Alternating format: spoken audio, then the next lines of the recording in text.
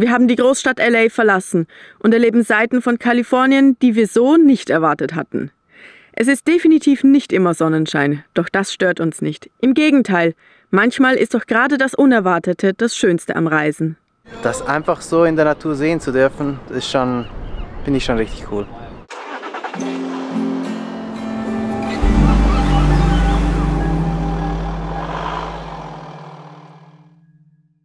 Hallo und willkommen zu einem neuen Video mit uns. Wir sind immer noch an der kalifornischen Küste, aber mittlerweile in Santa Barbara. Und ich kann sagen, diese Stadt ist wirklich anders als die amerikanischen Städte, die wir bisher gesehen haben. Ein Punkt davon ist, man sieht es jetzt schon, eine Fußgängerzone. Ich weiß nicht, ob ich das mal in einer anderen US-amerikanischen Stadt gesehen habe. Es ist eine Wohltat und es ist richtig schön, hier durchzuschlendern.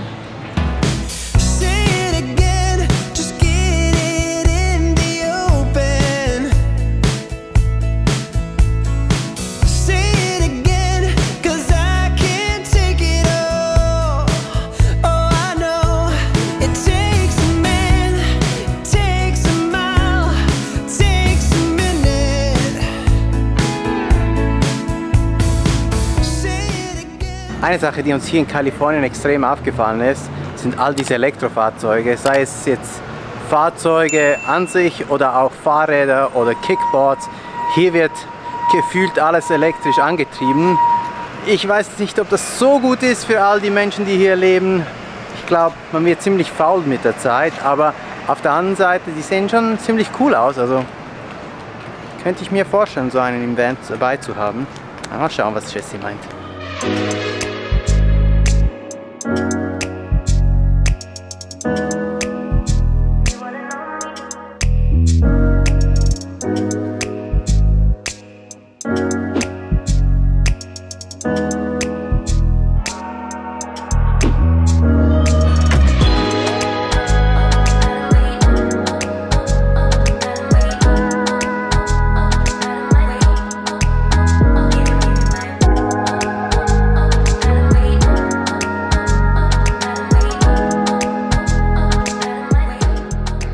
Man merkt schon, dass die Sommerferien vorbei sind. Es sind viel weniger Leute unterwegs und sogar Restaurants und Cafés haben nicht mal alle Stühle und Tische draußen. Aber warm ist es trotzdem. Es ist definitiv immer noch Sommer. Wir haben über 30 Grad. Das merkt man schon. I like it. I got another journalist. I do an Ears on Santa Barbara podcast. You're doing one for France. I've been to Prague. I love the St. Charles Bridge in the 12th century. Ah, man trifft immer so viele Leute, das ist so schön. Und Santa haben wir getroffen. Santa, genau, weil Santa Barbara ist ja Santa und dann hat er noch ein T-Shirt mit Barbra Streisand drauf und das ist Santa Barbara. Macht Sinn, oder? Ganz, wie sagt man dem? Intelligent, spitzfindig? interessante Person. Kombination und Person auf jeden Fall. Aber voll lieb, voll nett.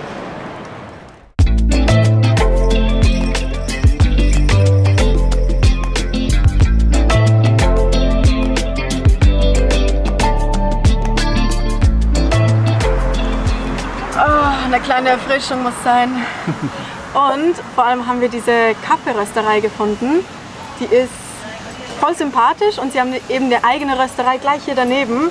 Da kann man auch ein bisschen Kaffeetalk und ja genau, reinschauen und schauen, wie sie das machen. Und das ist ganz spannend. Was hat es gegeben? Cold Brew Americano Iced Coffee. Ich weiß nicht, er hat so viele Wörter aneinandergereiht. Ich weiß nicht, ob er was aufgezählt hat oder ob das jetzt der Name ist. Zwei Sachen und jetzt schon, oder? Also ich habe gesagt Cold Brew. Ja. Und es ist Eis drin.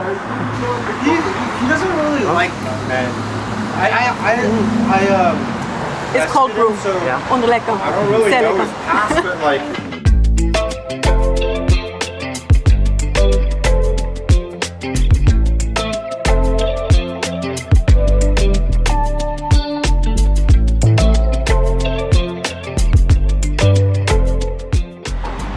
Das war richtig lecker, aber wir wollen ja noch ein bisschen mehr von Santa Barbara sehen.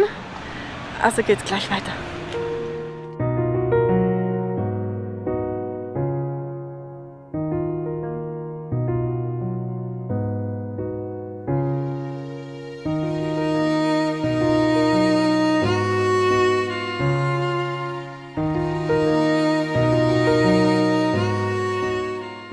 dieser Gebäudekomplex hinter mir ist das County-Gericht und auch das oberste Gericht, glaube ich, Superior Court, Ja.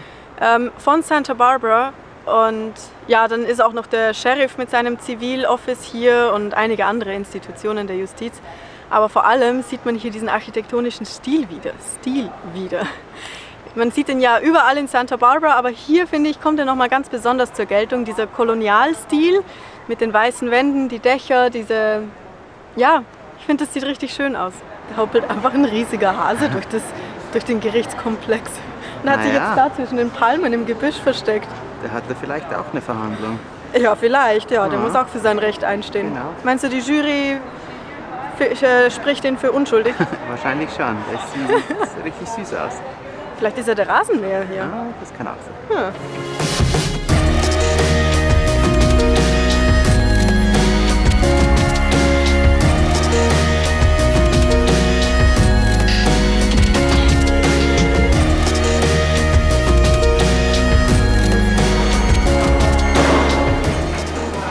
Der Sicherheitsbeamte hier hat uns jetzt einfach spontan reingewunken und ja, jetzt sehen wir uns das Gerichtsgebäude von drinnen an. Ja, oder? wieso auch nicht? Es gibt sogar einen Turm als Aussichtspunkt. Da könnte man eine gute Sicht haben. Wow. Also ich dachte, naja, Gericht, aber das ist schon... Also es ist auch Sehr interessant, wie es aussieht. Ja, es ist auch besonders historisch hergerichtet. Also die Malereien sind wohl nicht in jedem dieser Räume, aber auch so. Das ist schon sehr eindrücklich.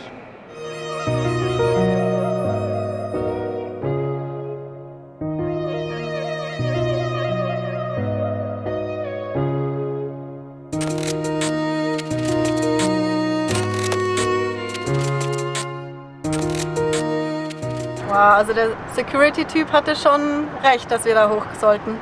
Das ist eine wunderschöne Aussicht. Also hier vorne ist Downtown und dahinter sieht man das Meer. Richtig schön. Schöne Farbe hat das. Ja, und das Pier ist auch noch da, das wollen wir uns auch noch ansehen. Genau.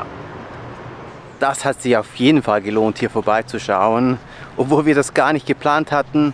Ja, aber meistens ist es so, dass sich halt Sachen spontan ergeben und dann besucht man ein Gerichtsgebäude von drinnen. Wer hätte das gedacht?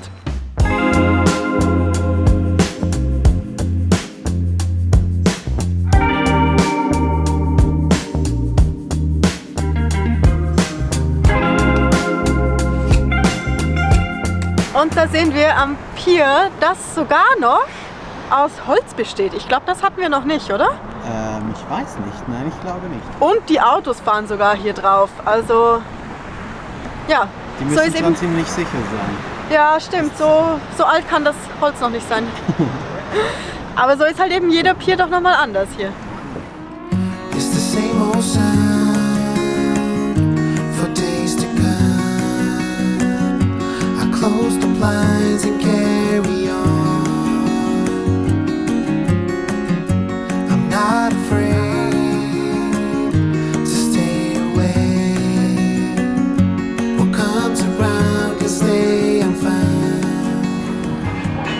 Absolut nicht unsere Preisklasse.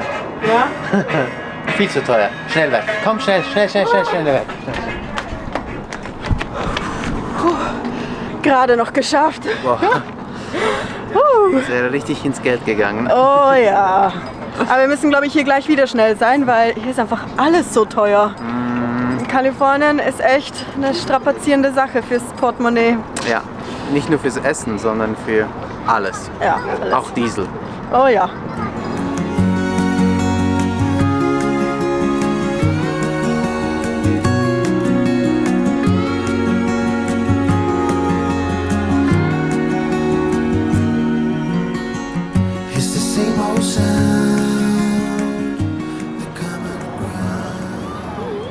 Da geht einem das Herz auf, wenn man so einen kleinen Puppy sieht. Aber wir haben dann gefragt, wie alt er ist. Russell heißt er. Aber er ist gerade mal einen Monat. Und er meint, er hat ihn schon 1,5 Wochen. Das heißt, er hat den mit 2,5, 3 Wochen bekommen. Ja. Also was eigentlich, zumindest nach europäischem Verständnis, viel zu früh ist. Sollte noch bei der Mutter sein. Ja, absolut. Ich meine, ja. Aber süß ist er.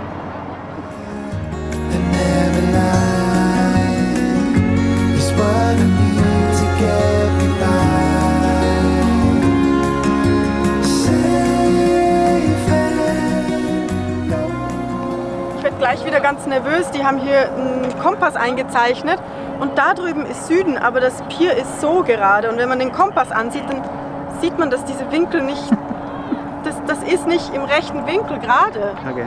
Und mit solchen Sachen muss ich täglich leben. Naja, ist halt so.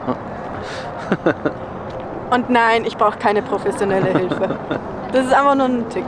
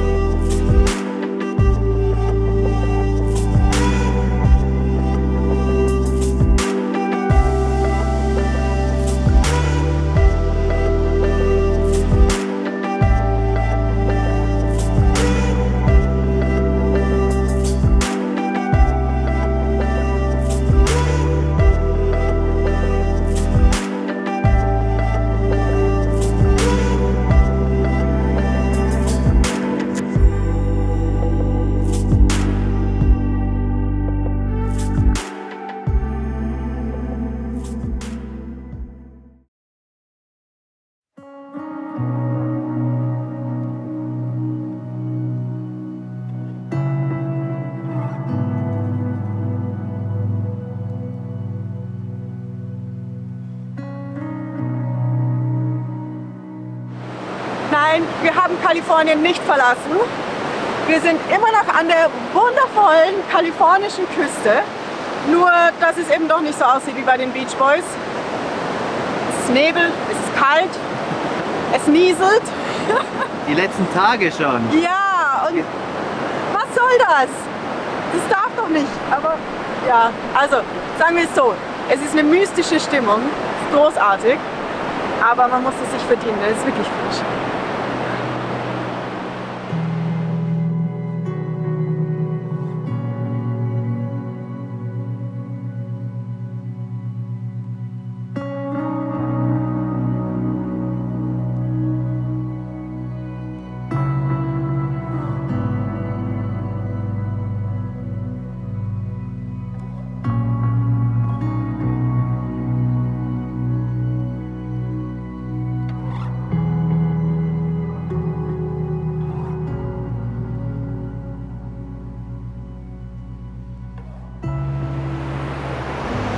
Hier gibt es immer wieder diese Sand Dollars.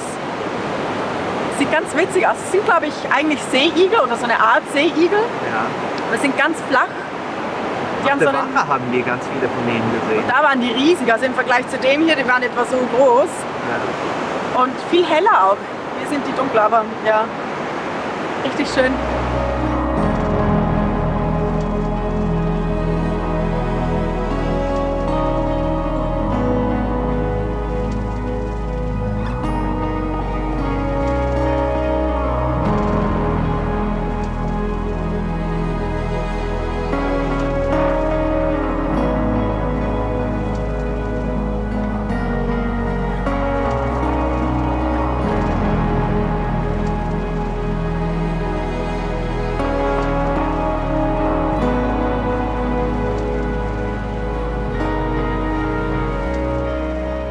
All den Vögeln müssen wir aufpassen, dass Jessie nicht wieder, ihr wisst ja schon, was im letzten Video passiert ist. Nee, das bist du dran.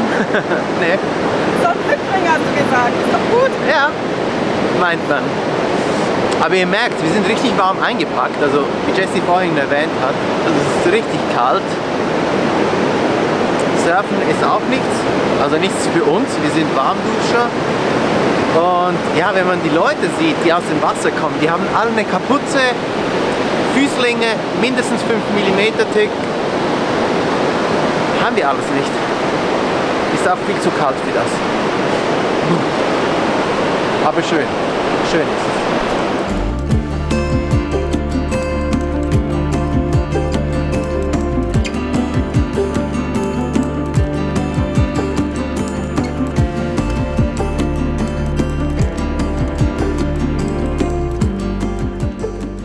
Wir sind hier übrigens bei Morro Bay, beziehungsweise der Fels hinter mir ist Morro Rock und das ist das Gibraltar des Pazifiks. wenn es mal nicht so neblig ist und zugezogen, dann sieht man nämlich, dass da ein einzelner Fels so ins Meer rausragt und tatsächlich an Gibraltar erinnert. Ja, sieht man halt heute leider nicht wirklich. Ja, Nebel und Wolken sind auch, also hängen hier auch in den nächsten Tagen noch fest. Drum ja, ist das ein bisschen schwierig. Aber der Fels ist da. Auf der einen Seite ist der Strand mit den Surfern und auf der anderen Seite von Morro Rock ist die, ja, so eine Lagune oder so ein... Ja, das ist die Lagune, also, ja. Ja. Die Morro Bay. Morro Bay, genau. Und hier gibt es ganz viele Otter und die sind so süß. Die liegen wieder so im Wasser mit den Pfoten hier so und ja, und voll nah. Man sieht die richtig gut. Manchmal gibt es hier auch Killer Whales, also Killerwale. Orcas, genau. Selten, aber es hat es schon mal gegeben. Und auch Haifische. Haifische sind auf der anderen Seite der Bucht. Ah, okay. Ja. Aber die sind wohl harmlos. Definier harmlos. Genau. Aber die Otter hier sind richtig süß. Und Seehunde sind dahinter auch nochmal durchgeschwommen. Also hier ist wirklich so eine Fülle an Tieren. Das ist Wahnsinn.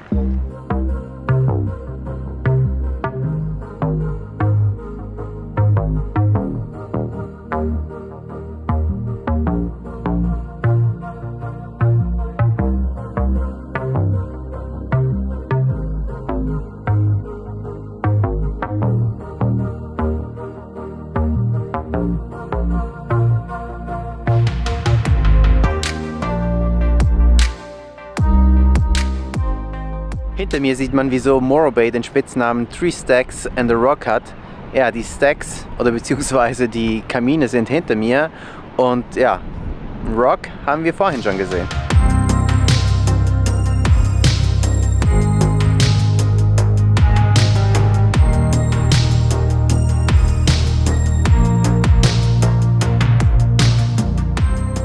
Und natürlich lassen wir uns auch die Ortschaft nicht entgehen, die vor allem durch diese Fischerei hier geprägt ist.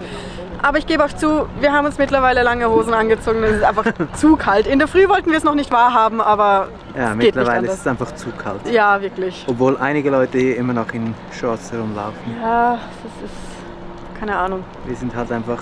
Wir sind Weicheier, wir sind verwöhnt, wir sind halt nicht mehr so an das Kalte gewöhnt. Wir haben die mexikanische Sonne in uns.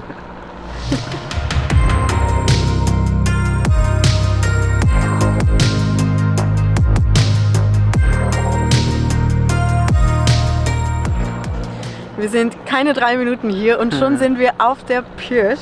Hier im Hafen haben wir nämlich 2 Robben und einen Seelöwen gesehen. Ja. Und hier ist auch ein riesiger Schwarm von ganz kleinen Fischen. Und ich Kein glaube, Wunder, dass sie hier sind. Ja, genau, die haben es wahrscheinlich auch abgesehen. Und gerade die eine Robbe, die taucht hier immer wieder so auf. Ja, und jetzt natürlich ist sie verschwunden. Klar, ein bisschen kamerascheu.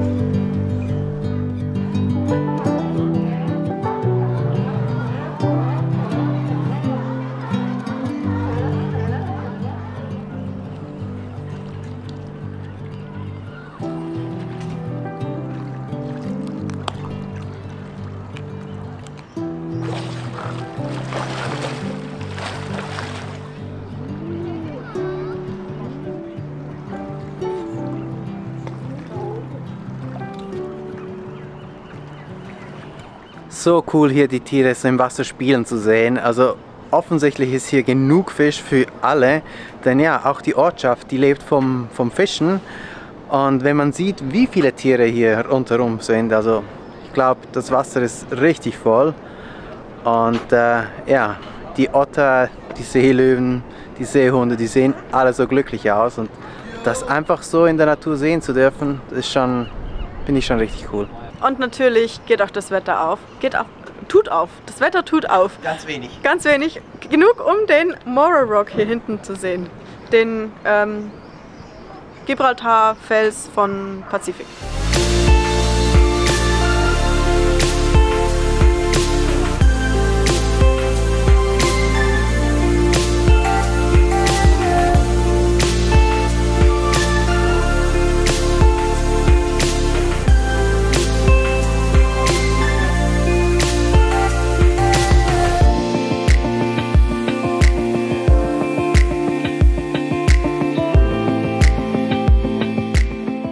Then I'll go for one classic fish and chips. Fish and chips? Ja. Bye bye. Ja, was hast du bestellt? Klassisch Fish and Chips. Ich freue mich, ich habe Hunger. Wir haben groß gefrühstückt, aber ich habe trotzdem Hunger. Ja, und wir haben nicht viel zu tun hier. Also. Das auch. Also man ist recht schnell durch hier an der Promenade.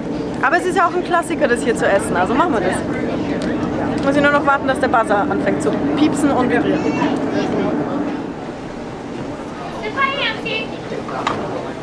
Come on, over here. JJ, somebody has food, please. Thank you.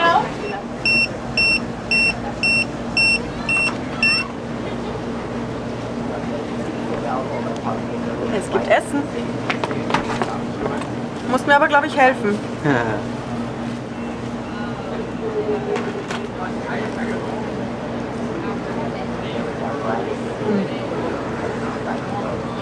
Lecker.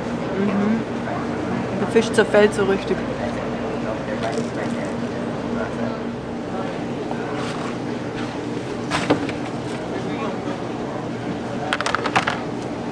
Lecker was.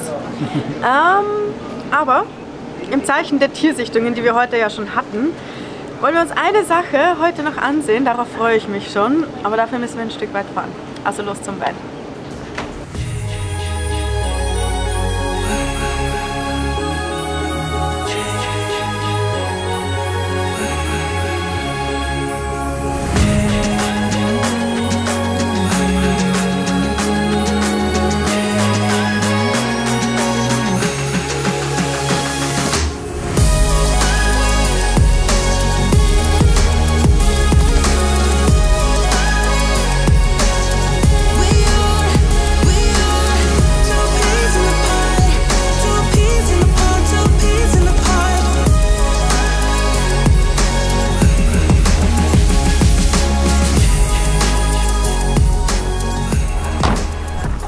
Hier sind wir, es ist ganz schön windig und wir haben extra einen Umweg dafür gemacht, aber immerhin sind wir in klassisch amerikanischer Manier direkt am Ziel, 50 Meter davon entfernt haben geparkt und ja, jetzt Wieso? Das sieht man gleich hier vorne. Ja. Boah, das sind Riesenviecher. Ja, richtig faul. Will ich auch gerne mal.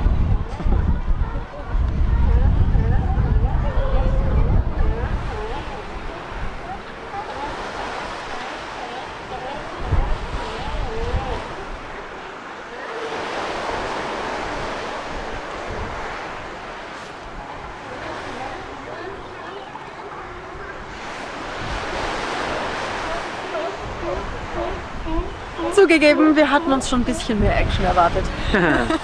Irgendwie sind das wirklich ein paar faule Säcke, die nur rumliegen. Vielleicht ab und zu sich mal angrölen, weil der eine sich schief bewegt hat. Und dann schlafen die weiter und passiert nicht so viel. Ja, aber es ist halt die Zeit. Es ist jetzt die Zeit, wo ein paar pubertierende Männchen hier an Land kommen. Man sieht, langsam wachsen auch die größeren Nasen bei den Männchen. Und die meisten anderen sind draußen beim Fischen, da wo ihre Jagdgründe sind. Ja, also irgendwie sind das hier eh nur die Überbleibsel. Aber richtig faul. richtig faulen, genau. Aber ich würde sagen, trotzdem recht imposant. Also ich meine, die sind ja riesig. Ich weiß gar nicht, wie viele Tonnen die wohl wiegen. Ah, und die ganze Kolonie insgesamt sind 25.000 Tiere. Das ist doch völlig wahnsinnig. Als wir das letzte Mal hier waren, 2018, da haben wir hier, also nicht übertrieben, aber Hunderte gesehen. Ja, da war wirklich der ganze Strand voll von denen. Ja, aber so ist auch cool. Also ich finde es cool, die auch noch mal so zu sehen und zu schnauben, wie die Nüstern dann so wackeln beim Ausatmen und so, ist schon witzig.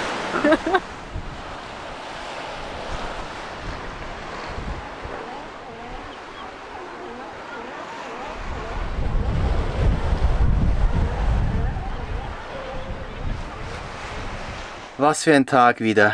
So viele Tierbegegnungen, also unglaublich. Und ja, wir sind am Schlafplatz angekommen. Es ist wieder mal viel zu spät geworden, es ist wieder mal viel zu dunkel geworden. Ja, wir sind auch recht lange gefahren, muss man sagen. Hatten wir eigentlich nicht geplant oder eher falsch eingeschätzt. Genau. Aber ja, ist halt so. Ja, jetzt gibt es Abendessen, wir machen einen Reistopf. Ja, irgendwie so. Gemüseeintopf. Ja. Und ja, dann würde ich sagen, das war's für diese Woche. Wir hoffen, ja, die tierischen Begegnungen haben euch gefallen. Und auch die anderen. Und die anderen auch. Und wenn euch das Video gefallen hat, ihr wisst, was zu tun ist. Abonniert den Kanal, liked das Video und wir sehen uns nächste Woche wieder. See ya. Bis dann. Und vergesst nicht, den Kanal von den Chirpy Travelers zu abonnieren. Ich bin auch ein Seeelefant.